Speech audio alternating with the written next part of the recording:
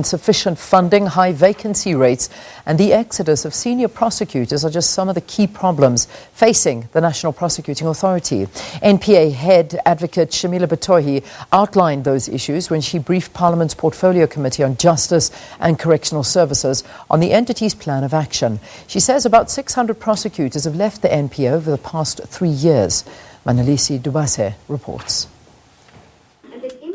The head of the NPA, Shamila, Batohi, told legislators in Parliament that this is one of the most serious challenges facing her organization.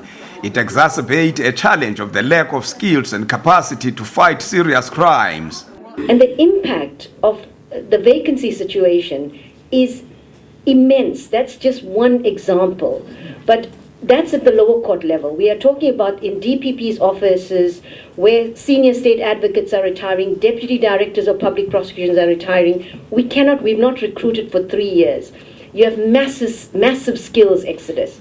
So we're looking to keep people with the experience and expertise, but because we've not been able to recruit, we've not been able to promote.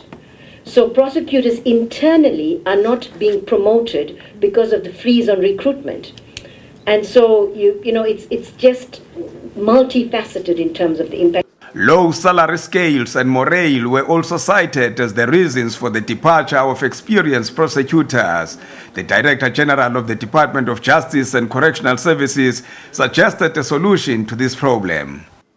In the same way as we have the salaries of magistrates that flow into the budget of the Department of Justice being ring-fenced, part of what we might need to consider is whether or not the salaries of prosecutors couldn't be similarly ring-fenced in a manner that says even if there were to be budget cuts on compensation of employees in the NPA, it is not the prosecution services that is directly impacted upon, but other services which are by and large support services.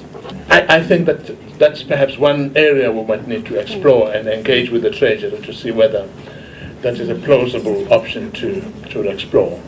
MP suggested that funds that have been recovered from the proceeds of crime should be allocated to the NPA and other law enforcement agencies to boost their capacity to fight crime. Manelisi Dubase, SABC News, Parliament.